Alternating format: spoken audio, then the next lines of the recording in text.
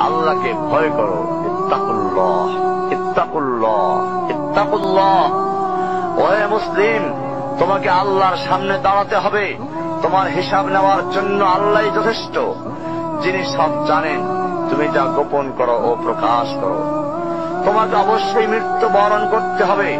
যখন তুমি দুনিয়ার সব কিছু ছেড়ে চলে যাবে, শুধু তুমি আখিরাতের জন্য যা সঞ্চয় করেছ তা নিয়ে সাবধান হও তোমার শেষ আমলের ব্যাপারে।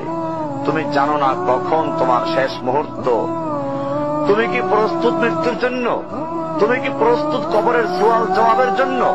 তুমি কি প্রস্তুত ভয়াবহ কিয়ামতের জন্য, হাসরের ময়দানের জন্য, হিসাব নিকাশের জন্য, আল্লাহকে জবাব দেওয়ার জন্য, মিজানের জন্য?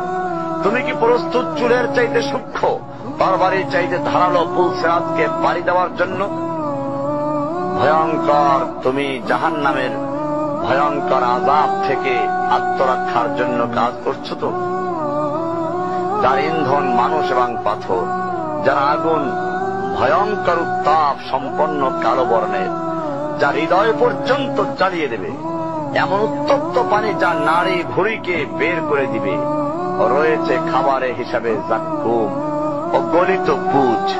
জাহান্নাম অসম্ভব গভীর, ভয়াল জায়গা, কঠোর হৃদয় ফেরেশতারা নিযুক্ত, যেখানে শাস্তির মাত্রা বৃদ্ধির জন্য শরীরকে অনেক বড় করে দেওয়া হবে।